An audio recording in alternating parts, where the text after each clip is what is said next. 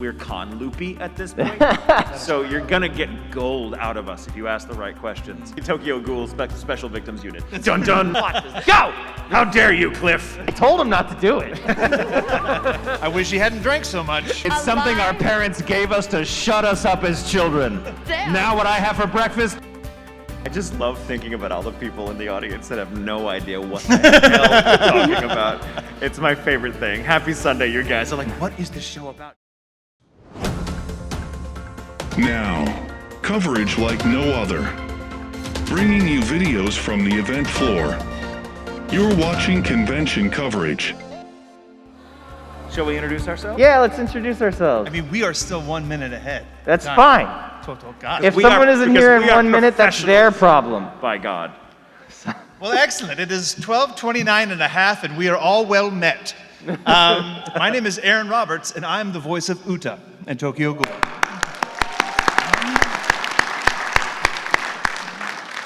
Hello, and I am J. Michael Tatum, so they tell me. I don't have a placard, so I'm not sure.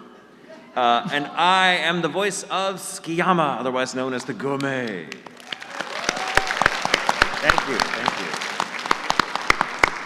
you. And I am Clifford Chapin.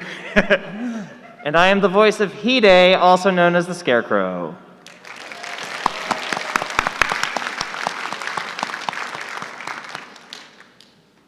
All right, well, thanks for coming, you guys. We'll see you next time. Austin Tindle may be here. Sometime. He might be out killing people. Or trying to resist the urge, Sorry, depending. I'm going to text him. Working in a coffee shop. So I guess, do we want to do a Q&A? Q&A? Is that what we want to do? Q&A? Yeah, if anyone has questions. Anybody? Well, let's do a little poll first. All right. How many of you all have only seen the first season of Tokyo Ghoul? How many of you have seen Route A? Okay. How many of you were disappointed by Tokyo Ghoul RE? Okay. How many of you loved RE? All right. All right. Wait, how many of you that loved RE also read the manga? Wait, okay, how many of you have never seen a single episode? Nice. That's Heck what yeah. That's what I thought. Wow, that Nice. question was the great equalizer. So here's what many- we're gonna do. We're many gonna other spoil things it can for we do? all of you. Actually, let's make a show up and talk about something else. And those of you that know better, don't let on. All right. So this is the plot of Tokyo Fool. Oh man, I was gonna go Tokyo Log. Lumberjacks. It'd be Tokyo Ghoul Special Victims Unit. Dun dun. Yeah. So this can be a panel about Tokyo Ghoul if you want, and I'm sure those questions will arise. But it can also be a general question. We're voice actors. It's a Sunday. We're con loopy at this point, so you're gonna get gold out of us if you ask the right questions. That's right. So yeah, who wants to start us off? Anybody? Hello again. Hi, I'm sorry for bothering you all weekend. You're not bothering us at all. Yay! We love it. What do you want people to say about you when you die? I wish he was still alive. Yeah. Yeah. Okay, so I'm gonna tell this quick Hollywood story that I think is really funny. So Quick, time it. Stopwatches, go! How dare you, Cliff? So Orson Welles, when he was young, if the people know who Orson Welles was, he directed whatever, big personal hero of mine. He used to work for a producer named Harold Cohn, who was a legendary son of a. Everyone he was the worst, right? Is the story. I never met him, of course. He's been dead for 50 years. But apparently he was just the worst to work for. And at some point, Orson Welles went to his funeral. And this is this guy that was so hated by everyone in Hollywood, and yet everyone in Hollywood showed up to his funeral. And when Orson Welles turned to someone, I think it might have been Montgomery Clift, and were like, how are there so many people at this guy's funeral? And the guy was like, give the people what they want. Which is a joke, meaning that people wanted him dead. Keep up, guys. So, I don't know what I want said after I'm dead, but I know that my tombstone is going to say, "What are you looking at?" Everybody, Austin Tindle's Tindle, here ladies now. and gentlemen. Austin, who do you voice in this show? I voice Kaneki Ken. No, I voice Kaneki. I voice Kaneki. Sorry. I voice Connecticut. Voice of Connecticut. Connecticut? It's really okay, Austin. Only 8 people in the audience have seen the show. That's right. Yeah. A lot of Our there's job a, is to sell it to everyone else. Just for Austin's sake, once again, all the people who haven't seen the show, put your hands up. Yeah. there are people that come up to me and tell me they're dub Like- fans and they still call me Kaneki, Yeah. and I don't believe them. So our first question was, what would you like people to say about you when you're dead? It's an easy one. My answer was I wish he was still alive. Hey! Aw, forever. I don't know. Good job. Good job. Actually, mine will be like, I knew it. I told him not to do it. I wish he hadn't drank so much. I think I would like to be remembered as someone who had integrity and could look you in the eye and tell you that I don't like you. It's good. It's good. It's good. We say that about you while you're alive. That's right. Well, then we can keep it going. It's Thank you so much for your question. Dankeschön. Thank you. That's great. Hello. Hello. Hello. First off, go Jaguars. I love your shirt. So I have another wait, really... sorry. For those of you who don't know, this is a professional sports team. In my hometown of Jacksonville, Florida, my wife's grandmother is just like, every time I wear something that has the Jaguars logo on it, she's like, oh, is that one of your sports teams? Like, this is a professional football team, Nana. It's a professional football team. Maybe this year. I'm sorry, go ahead. I love it.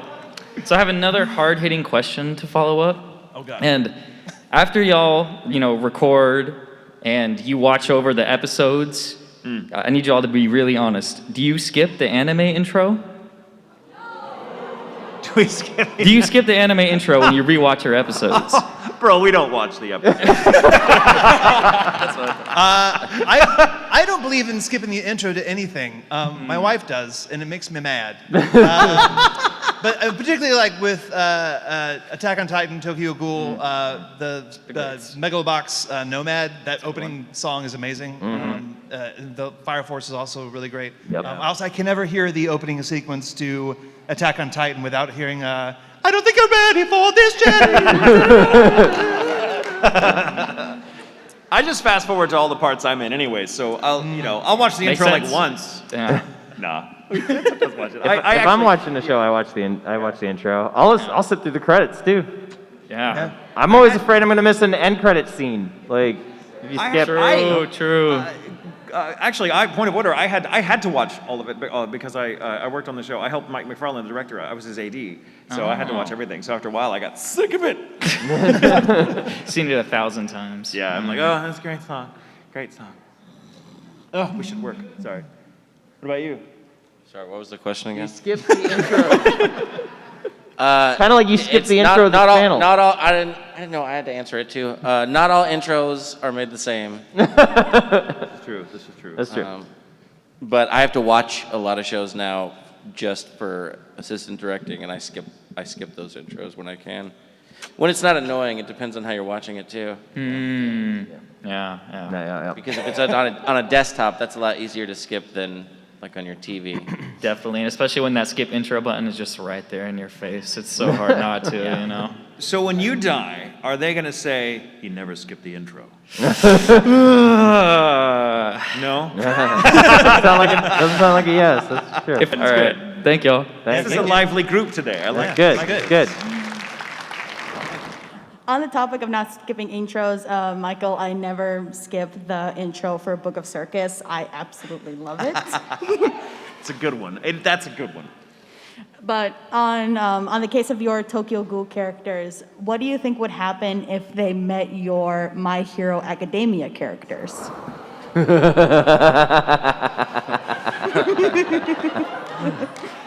I feel like Hide'd be like, that guy needs to calm down. I think Tsukiyama would see in Tenya a snack, and Tenya would reciprocal burst out of there. I'm just envisioning Uta peeling off the bark of Kamewood's skin, and now I'll never sleep again. Thank you. I'm so sorry. Well, if Monoma touched Kaneki, would he take his ghoul powers? Would he have a Kagana just sprout Does someone out have a of fan fiction for that? It probably already exists. He would touch Kaneki and then try to start eating him. I don't know. And I guess it also depends on which Kaneki we're talking about in the evolution.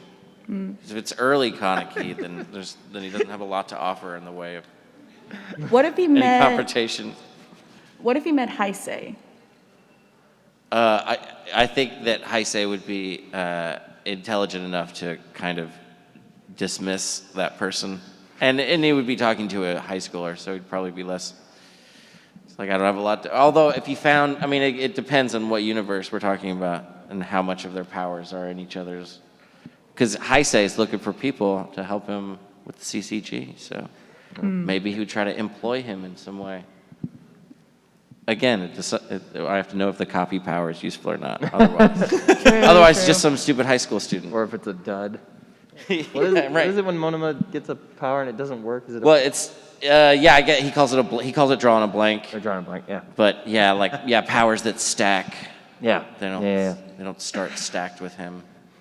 I just love thinking about all the people in the audience that have no idea what the hell we're talking about. It's my favorite thing. Happy Sunday, you guys are like, what is this show about? Human eating skin? Powers? Handkerchief scenes? What's going on? We're like, kind of wish you watched it now, hadn't you? So, thank you. Thank my you. dear. Appreciate you. Not a problem. Next. Hello. Hello. Rather it be for Tokyo Ghoul or any of your guys' other anime roles, have you or do you usually read the manga? And if so, at what point during the process and how does it affect your performance? Oh, good question. You want to start? Sure. It is fairly, unless you're working on some other area of production on the show, it is pretty rare to have read the manga, unless you're working on the script or researching the show for casting and directing and all that. And by the time, usually when you're an actor, like you can read the synopsis of the show, or do research on the characters, like looking at Wikipedia or looking at the breakdowns that they give you, the sides for your auditions, character descriptions, things like that. But so by the time you get I didn't know that I was going to be voicing Uta until I got into the booth the day of, and I was also I'm a petty, spiteful little baby actor, and so whenever I didn't even get to audition for the show, and I was pissed. And then I went in, and Mike just out of pocket cast me as Uta, and it was amazing. Anyway, point being, I've read the manga as research for only a handful of shows, and one of those is Fire Force. But I didn't read the manga for Tokyo Ghoul. Well, no, because right before RE was about to come out, I was doing the research to see where the trajectory of where we were going, and then whether or not he was going to take on his final form, and really just how bad it was going to be. I was getting hyped. I used to, when I started out as an actor, a voice actor, I used to read the manga all the time because I wanted to because it was, when you go to record for a dub, it's a very different experience than other types of acting because there's no rehearsal, we don't get the scripts ahead of time. As Aaron observed, sometimes you don't even know who you're playing until you get in the booth and the director tells you you're this character. So it's for the actor, it's something like scripted improv, where you're like, okay, I have the words I have to say, so I know what I have to say, but I have no idea what the context is or what my character's all about until I get going. And so at first, it was years ago now, I would, like, once I knew what I was in and what I was playing, I would then try to find everything I could to get my head around the property and figure out this character. But after a while, I thought it was kind of a hindrance because I would go into the booth with all these boxes to check in my head, like, oh, did I do this? Did I do this? Did I do this? And so now I almost never read the manga or look ahead unless I'm working on the show as a writer because I like going into it and just reacting to what's right in front of me and not knowing. I think that gets a much more genuine performance out of me personally. Some actors their mileage varies, but I don't like knowing what's going to happen. I feel like what I get in the booth is much more human. If I have, the less information I have, the more genuine my performance, if that makes sense. And that may sound terribly lazy, but the truth is, I think I know my own self well enough to realize that the only way to get out of my head, because I'm something of a perfectionist, so if you give me a bar to reach or a line to cross, I obsess over to the point where I'm no longer in the moment. And that's not what acting is about for me. So I may go back and if I really enjoyed the series, I may want to find out more about it. And so I'll read like Black Butler as an example where I never read the manga. But now that I haven't recorded on that show for years because there hasn't been a new season of the anime, but I do try to read the manga now because I really love that universe. And so I'll get into it afterwards, but only after I'm sort of free of the character. So it's no longer an anchor. Does that make sense? Yeah, makes sense. I'm pretty similar on that. I don't read the manga ahead of time unless I'm directing a thing. So like I was the director on the first 2 seasons of Dr. Stone. I've read all of the manga that was out up to that point so that I could know everything that was going on and have foresight for it. But for my acting, I don't because I just know that things get changed in the adaptation process. And so like I have collected a fair amount of the Attack on Titan manga, but I haven't read any of it yet because I don't want to read it until I've finished working on the series because they rearrange pieces of it, right? And if I'm in the booth and I'm like, wait a minute, but there was supposed to be this scene or this thing was supposed to happen, that starts to get confusing. At most, I do sometimes tend to watch My Hero Academia episodes ahead of time in Japanese, but that's just so that I know how much I have to scream. So that I can really prepare myself for how hard the day is about to be when I have a session, so. Yeah, I exercise willful ignorance with my performances. No. I try not to know what's going on, ever, or ever do anything on purpose in the booth and in life in general. I just Winging it? I just respond to the words that are in front of me. In a good way. But now that I've gotten into assistant directing, I have started to read more manga. I read all of Wandering Witch, and I own all the Kaguya-sama manga now. Well, up to a certain chapter. Got like 12 of the books. But I haven't actually read Tokyo Ghoul yet. One day. Always leaving it open-ended. Yeah, you never know. I might read People will say about Austin when he's dead, he never read the Tokyo Ghoul manga. But he never skipped the intro. Thank you for your Yes, question. thank Love. you, Appreciate guys. you. Hello. Hello. Hello. I just wanted to ask, what do you guys feel the darkest moment in Tokyo Ghoul have to offer for the viewer? And also, how do you guys feel about a Tokyo Ghoul X Parasite crossover? Oh. What was the second part of the What was question? it? Crossover with what? Parasite. Oh, the anime Parasite? Mm-hmm. I didn't know that there was a crossover. I think he's asking like how we What feel about if? potential. Oh, if there were a crossover, I would probably be nuts. Is Skiyama in it? Do I get to voice him? I'm all for it. I think this should happen. We should really get this off the ground. I think it's a great idea. That seemed fun. God, when is the last time Funimation dubbed a crossover? Because they didn't do any of the Dragon Ball, Toriko, One Piece. No. crossover Yeah, that's stuff. licensing stuff, though. Yeah, it's such a licensing nightmare, I imagine. But yeah, it's weird. But darkest moment for you in the show that you think what does it offer to the audience? That's a tough one because that's a show of just filled with dark moments. And I feel like Hide's like, for me, Hide's kind of like the one trying to be the light. So it's kind of hard for me to be like, oh, this is the darkest moment for Hide. When he got kicked down that alley by Eric Vale's guy, whatever that guy's name was. Oh yeah. He's like, kicks me all the way down an alley. Just boom! Goes flying. Oh yeah, that was fun. And then Hide- you almost get eaten. Yeah, Hide spends like 2 episodes. Kaneki comatose almost or eats something. you. He gets tempted for a second. Yeah. I don't know. I'm bad with names, but Hinami, right? That's her name, right? Sure. Is that Laura? Anybody? is that Tell me I'm right. The little girl. the little girl? Thank you. Thank you.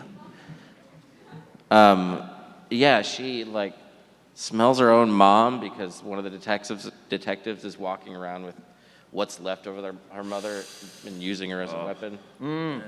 Yeah. That was pretty Gross. dark. It's pretty dark. Show's dark. It's a very dark show. I think the scene, I mean, there's a bunch of scenes, but like with Tsukiyama, I think one of the darker moments is when he's still very much the villain in that arc, and he's trying to get what's his name to eat what's her name so that Kaneki will eat them both or whatever, and it's this whole like it's gonna be this weird like human of cannibalism. It was right. It's he asked for dark. Ghoul. That was pretty dark, but I think for me overall the darkest moment in the show that I can recall is the torture sequence when Kaneki is being tortured into having his hair color Cutting changed. his fingers off over. That Are is we doing spoilers? incredibly. Who knows? We're just gonna say anything that we think of in this moment, and Also- some people will be like, "Oh, "That's in the show." There's that whole season where Kaneki got real into like leather and latex bodysuits. Yeah. his leather face. Leatherface. So yeah, Thank you. thank you. Yeah. Thank you. First of all, I want to say hello, and hello again to Clifford and Jay. I got the treat of meeting you two yesterday during autographs, though I look very different as I'm out of cosplay now. But my question for all of you is, what would be like your secret favorite project you've worked on? One that might not have gotten much attention or didn't have the best reviews, but you love nonetheless. I did a show called Dime a Dollar that was Oh no. that was Oh, directed no. directed by Cliff, in which I played a penguin that was fully masked. So which is great. When you have a masked character, it means that you don't have to worry about matching the flaps at all.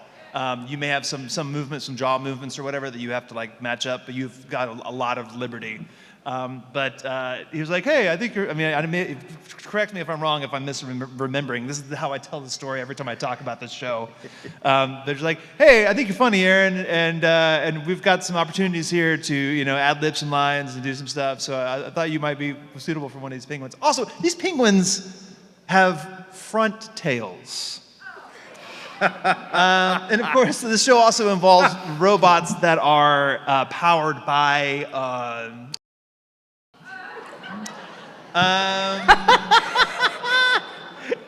I'm hearing a sound that came over there that might have been a groan of disapproval or someone that's really into it. It was some No kind judgment, of. either way. It was some kind of groan. But I got the DVD set and I watched the entire show. I watched all 12 episodes. I binged them all, and it was really funny. It's really funny. And one of my favorite, there's a giant robot that has a vacuum cleaner in the show at some point. And I threw out the improv line. It was it was supposed to be kind of. It was it was.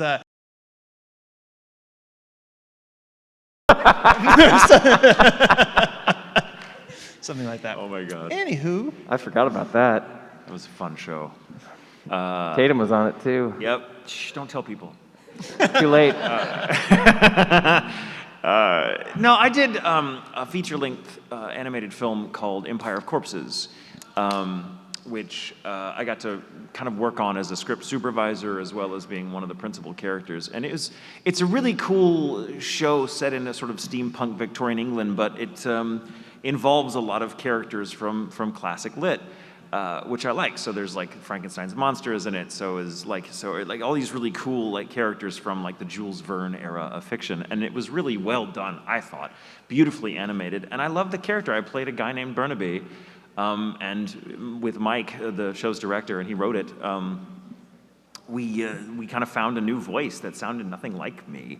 And so we would show it to people and they'd be like, that's not you. And I'm like, hey, but it is. And we had accent coaches because there were very specific accents very specific regional accents that none of us were really experts in. So he hired some dialect coaches for various regions of Russia and Eastern Europe and also England. And I was just very proud of it. And we also got to it got some love, but it just kind of came and went. Feature-length films don't always fare well these days because people are all about binge-watching huge seasons. It's just kind of the culture now.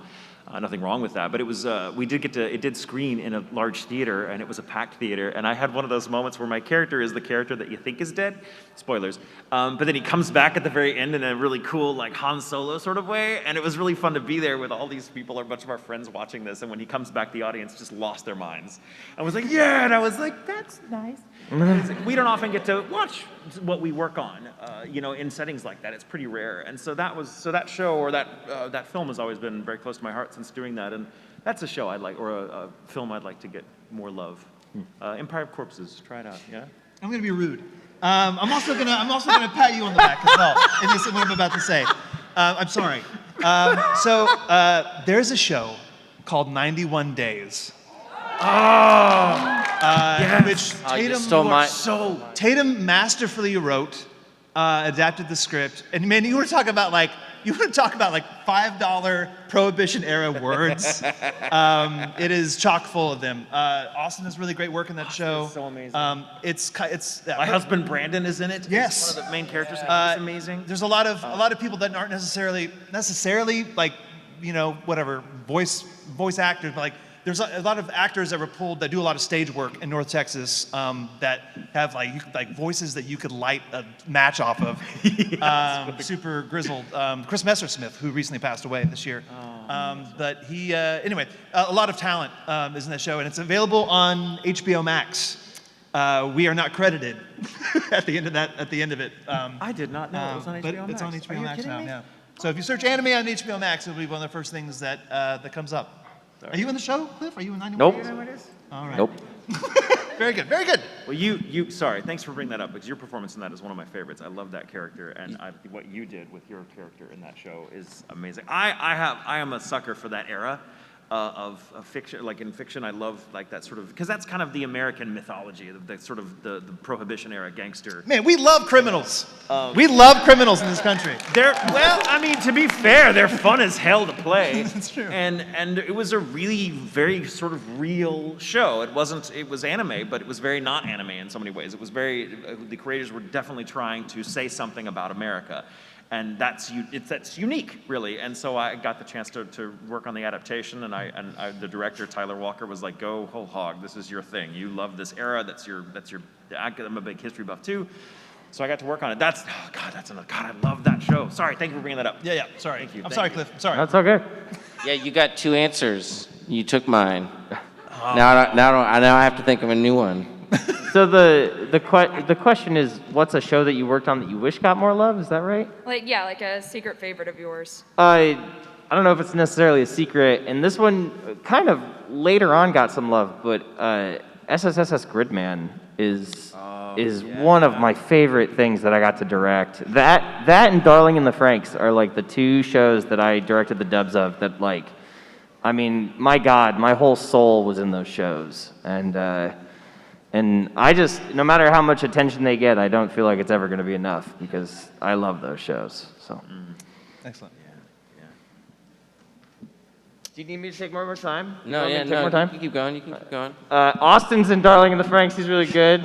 Aaron's in Darling in the Franxx. He's really good. So the question is something that didn't get that much love or attention, and I agree with your sentiment that everything I'm in, I feel should be applauded more. That's not what I said. General. I don't think Dimey Dollar needs more. Aaron does. Aaron thinks it needs more. I don't think Dimey Dollar needs more.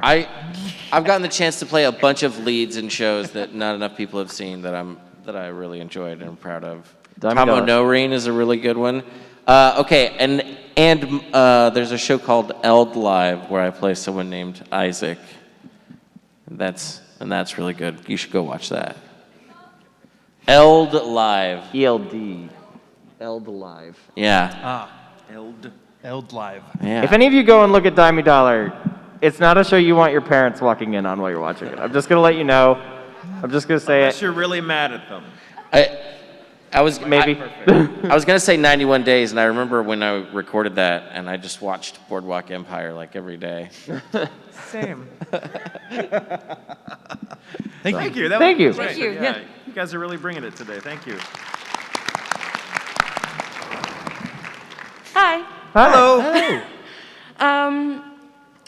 Oh, sorry, my brain's just blanking out. So for a show like Tokyo Ghoul or even like My Hero Academia, it's a show that requires a lot of screaming. What do you kind of do to help maintain your voice if you have a session with a lot of screaming, like recording the torture scene or things like that? I just stopped talking. Once the session's over, I just stopped talking. I don't know if you guys have seen this. There's a video. I posted on Twitter, and then it got ripped, and it was put on TikTok and YouTube and whatever, and people are getting clicks off of my content. But I had like completely obliterated my voice one day recording for Bakugo because we were recording Heroes Rising in the mornings at Funimation, and then recording One's Justice 2, the video game, at night at Okratron.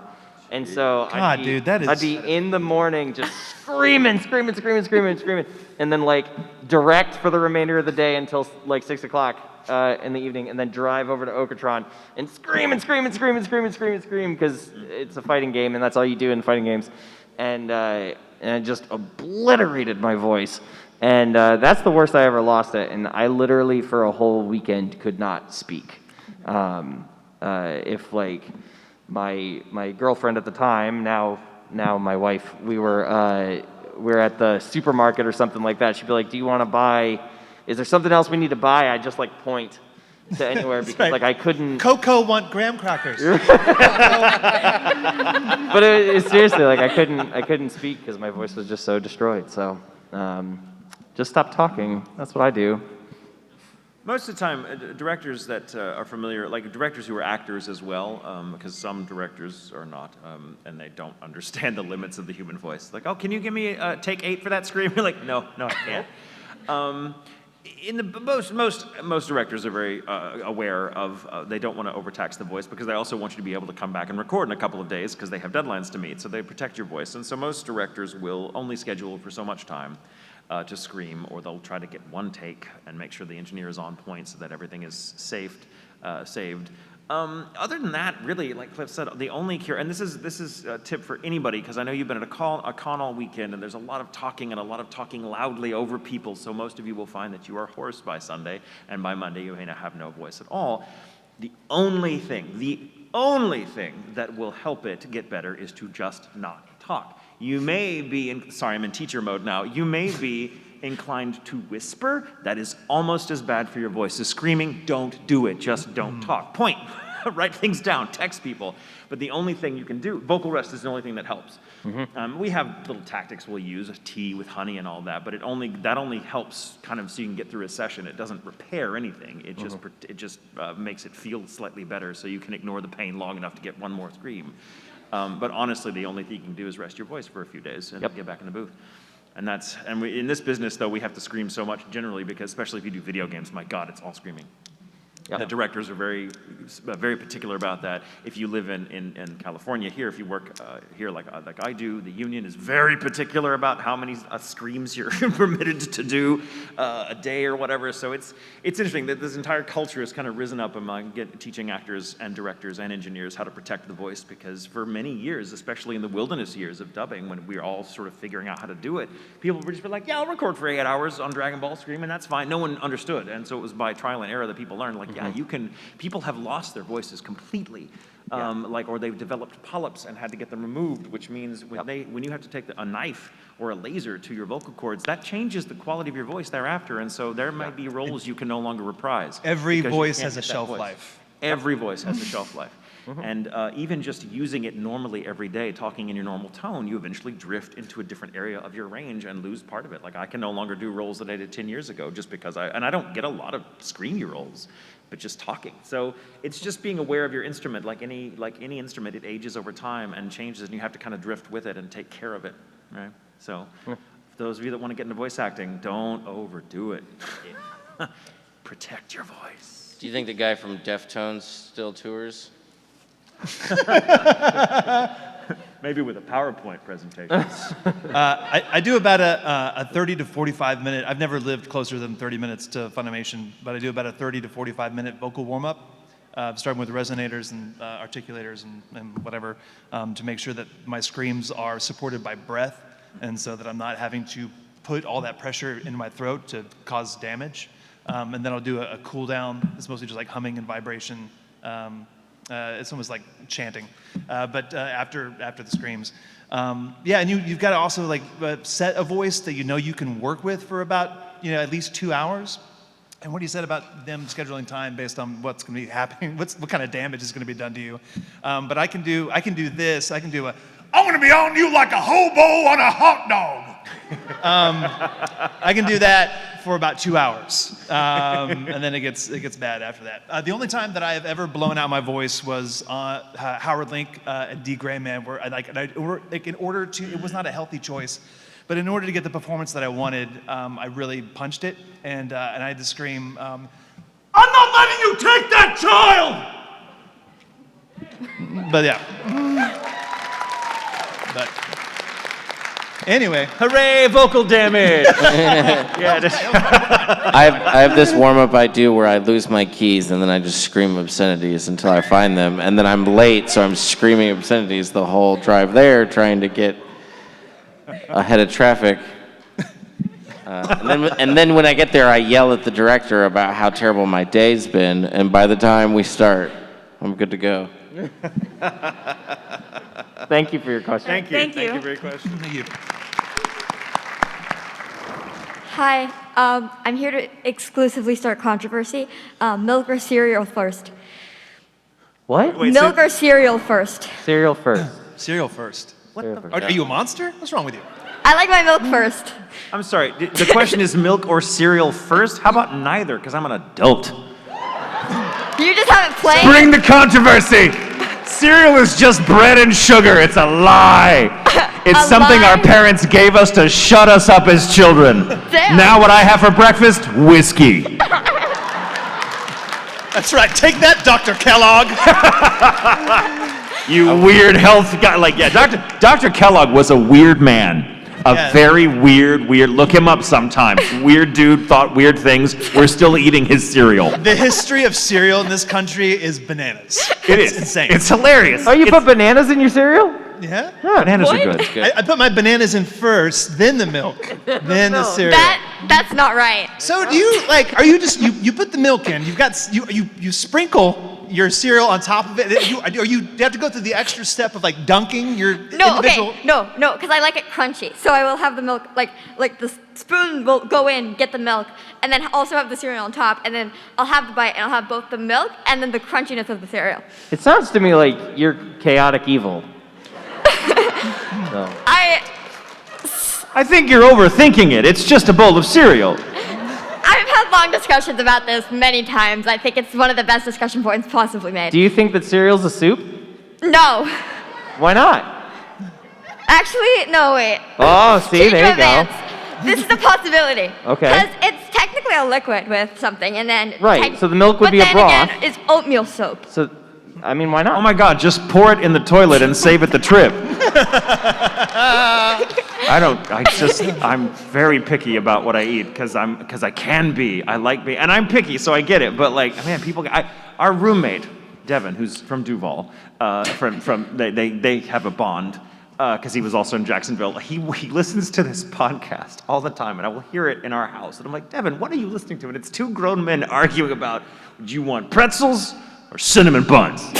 And they will get into heated fights. I mean, we have seen the 2000 presidential debates were calmer than the discussions they will have about whether like hot dogs or hamburgers. And I'm like, oh my God, why do you have to choose? You get more meals in your life, you know.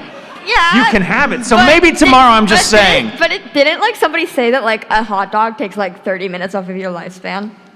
Does it? I heard that the other day too. I read that on Reddit. It was on No one Reddit. knows anything about health. No, they change it every year. Are you just building yourself up because you've eaten so many hot dogs in your So lifetime. when you die, are they going to say, milk first? Like, are that... Is that how we want to go out? Say I had the milk first. That's my gravestone. I had the milk I had the milk first. first. I'm gonna hate- eat like as many hot dogs as possible when I know I'm about to die to try to like. God. Well, thank you for your question. Thank you. I Thank feel you. like this was educational. Damn it, now I want Cinnamon Toast Crunch. What have you done to me? It's not a bad idea because you could just take a cup of milk and you could just dunk your dry cereal one at a time. I hate milk, though. I hate See? milk. So I get it. I really get think it. Tatum's gonna get Cinnamon Toast Crunch and pour whiskey on it. Oh.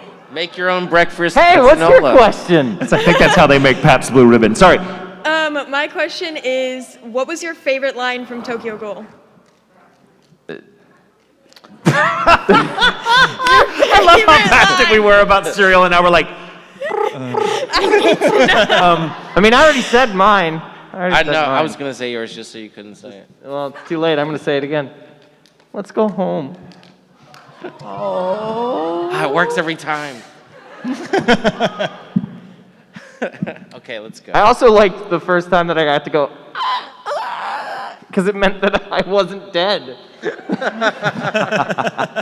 Everybody thought he was dead. I was like, huh? yeah. I like to say, you'll get what's coming to you when I eat you instead. Yeah. Say that to my hamburgers. What about your hot dogs? I would say, I don't know, the most memorable quote that I can pull from the show from Uta is, "Oh, I see. You're one of those. A boy who gets more attention from cougars than girls his own age."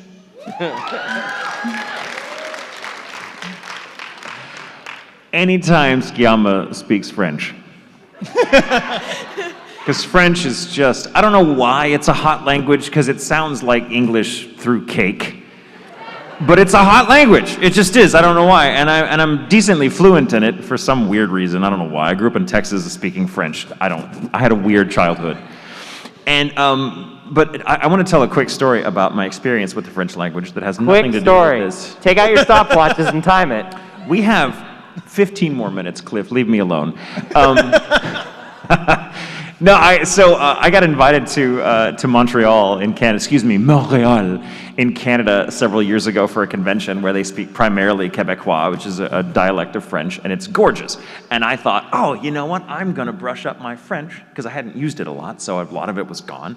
I'm gonna brush up my French so I can speak to French people in French because I feel like that's just a nice thing to do. I'm a guest in their country, so it's been a few months, doing the Pimsleur thing and studying up just to kind of remind myself how to speak it because I was out of practice. Got off the plane. It was the second I was put on the spot by my liaison who came to meet me. Her name was Ava, and she was awesome. And she was like, "Bienvenue, Monsieur Tatum, lui, il a totalement pris la relation." And my first stupid instinct was to be like, "Thank you so much for having me. I'm so pleased to be here. I am so sorry." I don't know why my brain just goes, just speak in a stupid French accent. It's the same thing. And she just started laughing at me because I was like, "Thank you so much. I'm sorry." And she's like, and I was like, I don't know why I did that. And she was like, and she explained to me that Quebecois people tend to hate the Parisian French accent, which is what I just did. It's a Parisian, it's very, to the Canadian ear, it sounds like, oh my goodness, so to like the way someone from like the Hamptons sounds to most Americans, like, oh, loving, sort of thing. They hate it. They hate the Parisian accent. So she's like, if you do that this weekend, they will love you. Because, so to be told by a French person, spend all weekend making fun of the French. And that was my experience with French. That's so thank incredible. you. So just give you that little tidbit. Thank you for your question. Thank you. This is my question for all of you. If you were thrown into the world of Tokyo Ghoul, would you rather be human, a ghoul, or half human, half ghoul like the protagonist, but you have to go through the same experience of trying to go on a date with a pretty girl and later finding out she literally sees you as a snack? It sounds like there's a kazoo at the end of that microphone. It's amazing. It's not just you. It's everyone that's come up to this microphone. It's like, It's the mask and the mic. Oh, it's so hard to hear. But what I heard was, would we rather be in the Tokyo Ghoul universe? Would we rather be a ghoul or a human or a hybrid and have to go through all the hell that okay? Of the same protagonist, yeah. Right. Okay. I don't think any of those options are very attractive. I think they all suck. I would rather be a ghoul because the goth kid in me is like, that'd be neat, but I'm sure I'd hate it after 5 minutes. And I know I hate being human. That sucks. And hybrid, why would I want to be two things that I hated? That seems... Yeah, somebody asked a very similar question during the My Hero panel, and my answer is fairly much the same, which is like, all these people need serious therapy. I would never want to live in the skin of anyone from either My Hero show, maybe with the exception of Mount Lady, and I would never, because these people are damaged. Everyone in Tokyo Ghoul is damaged. Very damaged. Very damaged. But then we all are. They get better. Some of them get Imagine better. we're humans and we're having debates about milk or cereal first. What a ghouls debate. They're like, I don't know, fingers or toes. Like, what do you, like... Top or bottom? Yeah, top or bottom. That's a different Do you start at the top or do you start at the bottom? You use the fingers and knuckles for broth mostly. Well, if you put it in the blood, is the blood the broth? Well, I mean... What's happening? I think you could add blood and reduce it, but I think you're gonna want to have some water in there to help with the stock for sure. I'm gonna vomit. Thank you for your question. Thank you. Thank you for that. Thank you for that one. Thank you. When I started watching Tokyo Ghoul, I was 11 years old, and I would like to. My That's question just bad is. parenting. My question is, how are your thoughts on kids watching this anime so young? Because I know all of my friends watched it, and it was not appropriate. I think about this all the time when I'm at my signing line. I'm expecting my first child in 7 weeks. So are you going to show them Tokyo Ghoul? Yes. Well, I'm playing it at the belly right now. I've got some speakers, some Sonos, and I'm just like making sure. Screw Mozart, Tokyo Ghoul. That's right. Never. I don't want. No. Like I think 13, 12 is probably good. That's probably fine. I don't. God, part of me is really hoping that like they hate me, so that they don't they can just walk, they don't get involved in acting or modeling and just live a normal, healthy life. So they can support you in your old age. That is correct. That is right. No, I probably not till they're 12. It's just it's gnarly. Halfway through 7th grade, that's when you're allowed to start watching it. Why is it halfway through 7th grade? That's when you need it. No, don't answer. I don't want to know. I don't want to know. So I have 2 stepdaughters, and they love Attack on Titan, and they are not allowed to watch Tokyo Ghoul. And wow, the older of them is 14, so they can watch it soon, but not yet. So we have not allowed them to watch it just yet. For the record, we did not. They ended up watching Attack on Titan at a friend's house, and that's how they got exposed to that. And so then it was like, well, that door's already open, but we're like, but you cannot watch Tokyo Ghoul yet. Oh, come on. Not yet. No. No. What was your gateway anime? Was it Sailor Moon? It was Tokyo Ghoul. It was Sailor Moon, but I only started watching it after I started watching Tokyo Ghoul like really frequently. Yeah. So I will tell you this though. I have a lot of little kids come up to me because of Bakugo and My Hero, and they'll be like, "Can I show you my Bakugo impression?" I'm sure. You know, it's like little kids, and they go, "Deku, you," and I'm like, I'm always like, "Oh man, your parents must be thrilled that's what you've learned from my character." So, nope. I don't know. I'm of 2 minds about it. I mean, because at the same time, the adult in me is like, oh, kids shouldn't watch it. But I was the sort of kid that would have totally sought that kind of thing out. So I'm like, I can't really judge. And every kid is different. Everyone's mileage varies. So some kids some kids are super resilient and will get the show and like not have nightmares or grow up to be psychopaths. Other children can grow up to be psychopaths because they watch Barney. I mean, you never know. So it's just, it's one of those things. I don't know. I would never purposely. I have 2 French bulldogs, and they're not allowed to watch the show. But I don't know. I mean, but again, and this is something I shared with Brina when we were on the show together. She was like, "Man, this is definitely the kind of show I would have watched behind my parents' back when I was a kid, because that was the kind of stuff I was into. So I really like it. But it's an easy show to love and a hard show to recommend. Does that make sense? That's kind of how I feel about it. Like, I love this show, but like, you have to be really close, and someone has to really know you for you to be like, I love this. You want to watch this together? It's one of those things. Yeah. And I kind of love shows like that because it's more sharing it is a little more intimate. Not in that way necessarily, but you know what I mean. It's like you really find your tribe that way. That's really interesting, and I'd be more guarded against my child watching shows that have fan service in them. Like Diamond Dollar. I would like that gives me the heebies. I would rather them watch violence than fan service. Yeah. You know. But yeah, so good question. Thank you. I'm sorry you watched it when you were 12. How are you doing 11. now? I'm in therapy now. That tracks. Thank you. So we have time for probably one more question. So I think you are. Unless this is super fast, unless we do lightning But round. if you guys want to ask us questions after this, come to our table in the autograph. And we also have we have photo ops directly following this panel. Yeah. So if you have more questions, come to our table and ask us there in a little while. But yes. So I just want to let you know, can you hear me? Yes. So my question is kind of like J. Michael Tatum, I want everyone to answer. If you could make a high school host club of all of the characters that you've used, which characters would you put in your host club?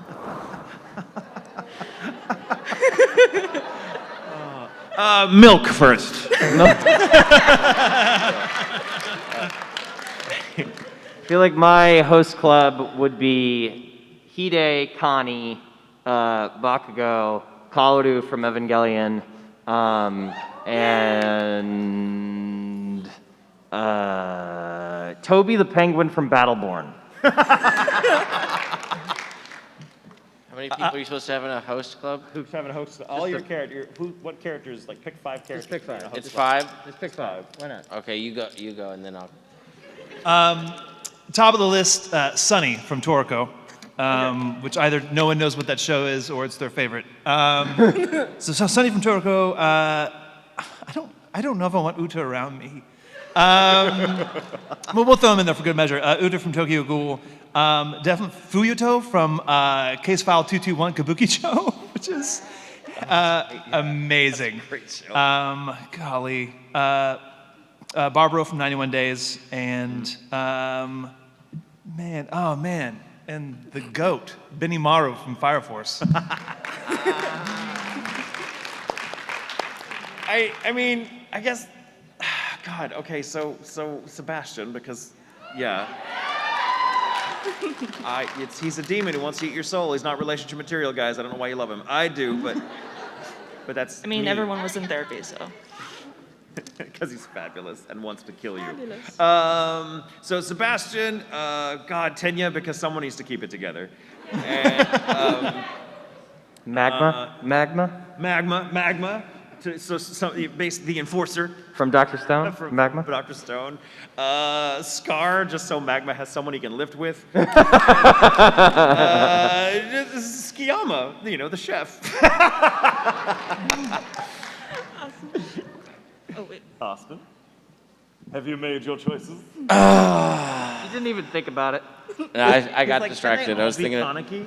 I thought about it, but then I started thinking about something else. Okay, I'm gonna choose Masao from Michiko and Hachin. Oh, wow. And my character from Trickster. Oh, okay, nice. There we go. And Raspberry from the first Xenoverse video game. Okay. And Isaac from Eld Live, who I mentioned earlier. Yeah, there we go. And finally, Obi from Snow White with the red hair. There you go. It's quite a host club you got there. All right. Awesome. Well, Thank you. thank you for your question. Guys, thank you so much for coming to the panel.